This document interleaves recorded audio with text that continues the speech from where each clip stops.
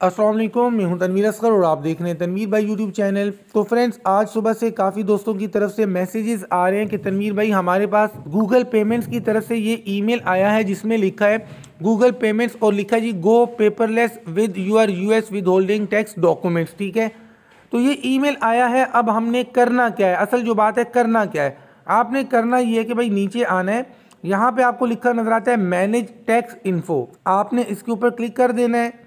इसके ऊपर जब आप क्लिक करेंगे तो इस तरह से आपका टैक्स का पूरा फॉर्म आपके सामने आ जाएगा। मतलब जो अप्रूव हो चुका है, सारी डिटेल, आपका एड्रेस XYZ सारा कुछ सामने आ जाएगा।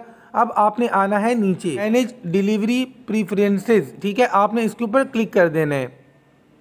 इसके ऊपर जब आप क्लिक करेंगे तो यहाँ पर अब आपके पास ऑप्शन आएगा नीचे चेक लगाने का। आपने यहाँ पर चेक लगा देना है I accept the paperless delivery agreement. इसके ऊपर आपने जस्ट क्लिक करना है और नीचे ऑप्शन आएगा अपडेट डिलीवरी प्रीफरेंसेस। ठीक है, आपने इसके ऊपर क्लिक कर देना है।